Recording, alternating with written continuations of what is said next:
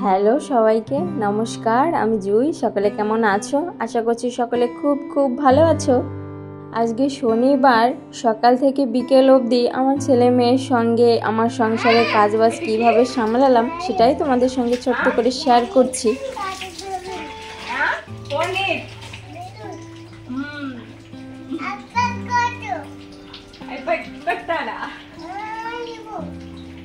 বাংলায় বল তুই।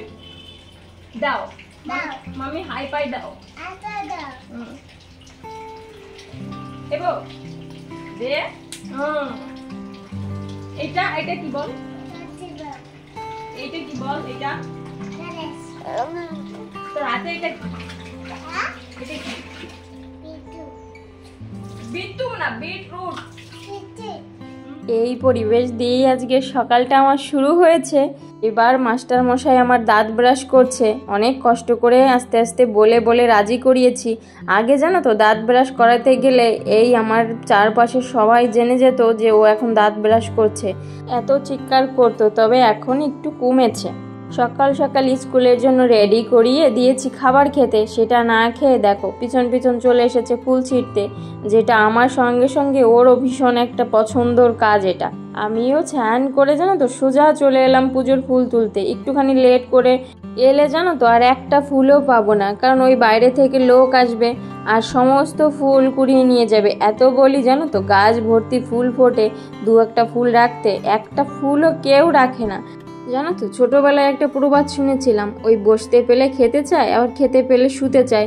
ঠিক সেমন হয়েছে পরিবেশটা। এখানে তো সমস্ত দোকানদাররাই পুজো করে আমার এখান থেকে ফুল নিয়ে। তো আমি জানো তো প্রথম প্রথম ওদের জন্য ফুল রাখতাম, কারণ ওর দেখতাম কি ওই ভিতরে এসে বেশ কষ্ট করেই উপর থেকে ফুল পড়তো, আর নিজের সমস্ত ফুল তো আমি ছিঁড়েই পুজো করতাম।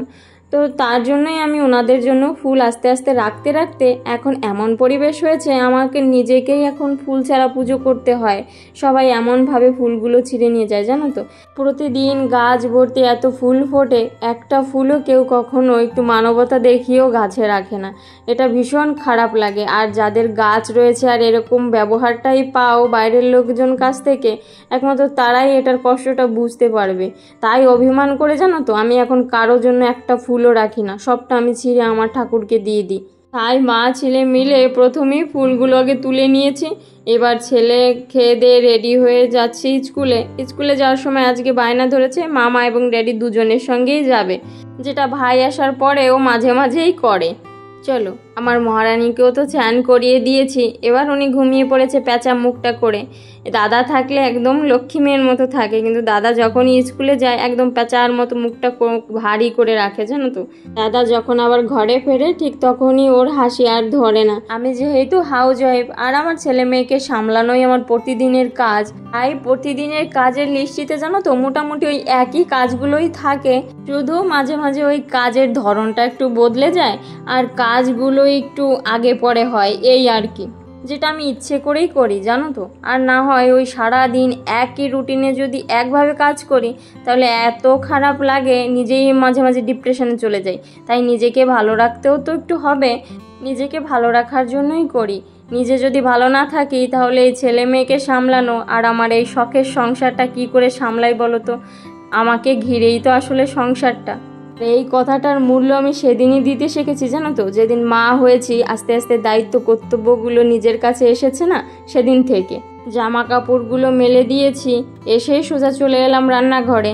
আজকে খুব বেশি কিছু রান্না করব না, আজকে শুধু আমাদের জন্য রান্না করব একটুখানি নিরামিষি পনির, আর ছেলের জন্য আর মেয়ের জন্য করব একটুখানি ওই সবজিগুলো দিয়ে পনির ফ্রাইড রাইস। আর তোমরা তো দেখলে এই সবজিগুলো আমি সকালে ঘুম থেকে উঠে বাসি কাজবাজ সেরেই কাটছিলাম, তখনই ওই ছেলে এসে গেল। সবজিগুলো কেটে রাখার জন্য এখন আমার রান্নাঘরে খুব একটা সময় দিতে হবে না, তার জন্য ওই সকাল সকাল কেটে রেখেছি। যেহেতু ছোট ছোট করে কেটেছি, কাটতেও বেশ একটা সময় লেগে যায়। পনিরগুলো খুব বেশি ছোট ছোট করিনি, ওই একটুখানি মিডিয়াম সাইজ করে কেটে ভেজে নিয়েছি সাদা তেলে। ওই তেলেই আমি সবজিগুলো দিয়ে ভালো করে নেড়েচেড়ে একটুখানি চাপা দিয়ে নরম করে ভেজে নেব।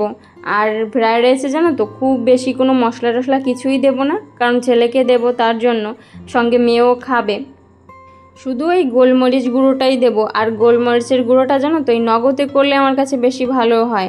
ওই অনেক দিন করা থাকলে ওই যে ফ্লেভারটা থাকে না, ওটা আর বেশি দিন থাকে না। তার জন্য আমি যখন দেই তখনই আমি গুঁড়োটা করে নিই। সবজিটা যখনই নরম হয়ে ভালোভাবে ভাজা হয়ে গেছে তখনই আমি আগে থেকে একটুখানি সিদ্ধ করে রেখেছিলাম বাসমতি চাল, সেটাই দিয়ে দিয়েছি। আর একটু পরিমাণ মতো লবণ দিয়ে ভালো করে নেড়ে চেড়ে একটুখানি ঢাকা দিয়ে নিয়েছি। এবার আর একটুখানি নাড়াচাড়া করে ওই যে ভেজে রেখেছিলাম পনিরগুলো, ওগুলোই দিয়ে নাড়াচাড়া করে নেব। খুব বেশি নাড়াচাড়া করব না জানো তো, এতে ওই ভাতটা ভেঙে যাবে। আর উপর থেকে ওই যে একটু 1 চামচ গোলমরিচের গুঁড়ো দিয়ে দিয়েছি আর হালকা একটু টালা জিরে গুঁড়ো দিয়ে ব্যাস নামিয়ে নিয়েছি। এবার পনিরের তরকারিটা করে নেব আমাদের জন্য। ছেলে আবার ওই পনির তরকারিটা খেতে চায় না, তার জন্যই ওকে ওই পনির দিয়ে ফ্রায়েড রাইসের মতো করে দিয়েছি। সঙ্গে সবজিটাও খাওয়া হবে আর ভাতটাও ভালো তৃপ্তি করে পনির সহ খেয়ে নেবে। পনির জানো তো আমার বাড়িতে খুব একটা বেশি হয় না, তার কারণ একটাই, এই হোমমেড পনির হলে সেটা আমার পার্সোনালি ভালো লাগে। আর ওই যে দোকানে কিনতে পাওয়া যায় পনিরগুলো প্যাকেটে না, যত ভালো ব্র্যান্ডই কিনি না কেন ওটা খেলে আমার কেন জানি অ্যালার্জি হয়। এই প্রবলেমটা আমার মনে হয় যেহেতু আমার মাটনে মানে প্রবলেম রয়েছে। অনেকেই জানো তো ওই ছাগলের দুধ দিয়ে নাকি পনির বানায়, শোনা কথা। আর এটা আমি অনুমানও করতে পেরেছি, তার জন্যই বোধহয় আমার অ্যালার্জিটা হয়। ওই কারণে আমার বাড়িতে খুব একটা পনির হয় না। যদি কেউ হোমমেডভাবে বিক্রি করে জানা যায় সেখান থেকেই আমার বর আনে। আর এটা জানো তো মহিষের দুধ দিয়ে করা, তাই এটা খেয়ে খুব একটা আমার অসুবিধা হয়নি। তবে বেশি খেলে একটুখানি অসুবিধা হয়। এটা কেন হয় আমি এটা বলতে পারবো না। ওই জন্যই আমার বাড়িতে না আসে মাটন, না আসে কোনো পনির। পনিরটাকে তো আমি কোনো পেঁয়াজ রসুন ব্যবহার না করেই রান্না করলাম, কারণ আজকে শনিবার যেহেতু আমার বাড়ি নিরামিষ। শুধু টমেটো, আদা পেস্ট আর ওই গুঁড়ো মশলা ধনে গুঁড়ো জিরে গুঁড়ো দিয়েই করেছি, যেটা খুব বেশি সময় লাগে না, খুব সহজেই হয়ে যায়। আর ভাত বা রুটির সঙ্গে দুটোর সঙ্গেই বেশ ভালো যায়। এর সঙ্গে রান্নাঘরটা পরিষ্কার করাও আমার শেষ হয়ে গেছে। এবার ছেলেকে লাঞ্চ বক্স দেওয়ার পালা। ওকে তো ওই 12:30টার দিকে খাওয়ায়, তাই আমি 11:30টার দিকে লাঞ্চ বক্সটা রেডি করি, ওর বাবা গিয়ে দিয়ে আসে। ছেলে আমার স্কুল থেকে ফিরেছে, এবার রান্না করছি ছেলের সব থেকে পছন্দের একটা খাবার, সিমাই। আসলে সিমাইটা যে শুধু ওর পছন্দের তা না, দুধ জাতীয় যে ধরনের আমি খাবার রান্না করি, ধরো পায়েস, তারপরে সিমাই বা দুধ দিয়ে অন্য যে কোনো আইটেম বেশ তৃপ্তি করে খায়। কিন্তু দুধ ওকে আমি এই জীবনে জানো তো একটা গ্লাস দুধ পুরো এখন পর্যন্ত খাওয়াতে পারিনি। দেখেছো তো কি উদ্বিগ হয়ে দেখছে কখন রান্নাটা হবে আরও কখন মানে খাবে। আসলে এই প্রতীক্ষাটাই না আমার মনে আলাদা রকম একটা তৃপ্তি দেয়। আর তার জন্যই আমি একটা স্পেশাল দিন রেখেছি, শনিবারের দিন ওকে আমি প্রতিবারই হয় পায়েস করে দিই, নয় সিমাই করে দিই, বা ওর পছন্দের দুধের যে কোনো ধরনের আইটেম, অনেক সময় পাস্তাও করে দিই। স্কুল থেকে যখনই ফিরেছে আর বলেছি আজকে তোমার জন্য আমি সিমাই রান্না করব, তখনই এত ভদ্র হয়ে গেছে আমার ছেলে, যা বলছি তাই একদম অক্ষরে অক্ষরে শুনছে এবং পালনও করছে।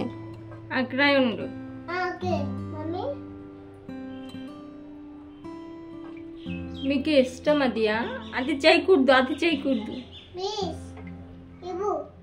ఏంటి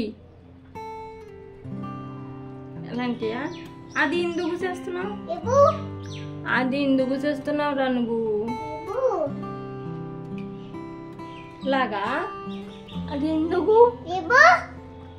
ఓ నేను ఎలాగా? సరే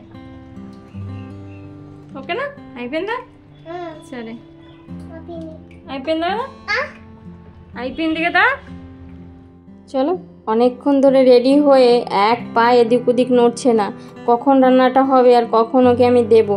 তাই রান্নাটা হওয়ার সঙ্গে সঙ্গেই একটা থালায় বেড়ে নিলাম, একটুখানি ফ্যানে দিলে তাড়াতাড়ি ঠান্ডা হয়ে যাবে আর ও খেতে পারবে। আসলে খাওয়াটা খুব একটা যে বেশি খায় সেটাও নয় জানো তো, তবে এই যে ওর পছন্দের খাবারটা আমিও ওকে ইচ্ছে করে সুন্দরভাবে করে দিই, এটা ও এখন বুঝতে পারে। আর এটাই যা ও খুশি হয় না, ওই খুশিটাই আসলে মানে সব থেকে বড় পাওয়া। ঈশ্বরের কৃপায় জানো তো ছোট্টবেলা থেকেই আমার ছেলে এবং মেয়ে দুজনেরই খাবার নিয়ে খুব একটা বায়না নেই। আমি যেভাবে যে খাবারটা করে দিই ভালো লাগলে বেশ তৃপ্তি করে খায়, আর ভালো না লাগলে সেটা মোটামুটি খায় বা খাই না। তবে ছোটোবেলা থেকে আমার মুখ ধরে জানো তো এই মিষ্টি জাতীয় খাবারটা একটু বেশি পছন্দ। আর এই চিনি মিষ্টি জাতীয় খাবার প্রতিদিন তো আর দেওয়া সম্ভব নয়, এতে যে খাবারের রুচিটা সেটা নষ্ট হয়ে যাবে। তার জন্য ওই সপ্তাহে একটা দিন দেই, আর ওর এই খুশিটা দেখার জন্যই বিশেষ করে আমি দেই। এটাতে যেন একটা মায়ের যে কতখানি তৃপ্তি লাগে যে একটা বাচ্চা তার পছন্দের খাবারটা পেলে এত খুশি হচ্ছে, শুধু এটা একজন মাই বুঝতে পারবে। পুরো রান্নাটাই যেন সার্থক হয়ে যায় জানো তো। ওই যে রান্নাটার পুরো দাঁড়িয়ে দেখলো, এতটা এনজয় করলো, 2-3 চামচ খেয়েই আমার সঙ্গে উপরে চলে এসেছে। উপরে এসে জানো তো কিছু গাছ লাগিয়েছি, সেগুলো একটুখানি দেখে নিলাম। আর কামরাঙা গাছটা দেখেছো তো, ওইটুকু ডালে হাড়ে গড়ে ফুল এসেছে, কিন্তু ফলটা না খুব বেশি থাকছে না, ঝরে ঝরে পড়ে যাচ্ছে। আকাশের একটা পাশে দেখো অভিমান করে রয়েছে এক ঝাঁক মেঘ, আর এক পাশে দেখো কি সুন্দর পাখিদের আনাগোনা, আর সেটা দেখেই আমার মেয়ে কিভাবে ডাকছে পাখিগুলোকে। চলো আজকের ব্লগটা এখানেই রাখছি। যদি কিছু ভালো লাগে তাহলে অবশ্যই কমেন্টে জানিও। সবাই খুব খুব ভালো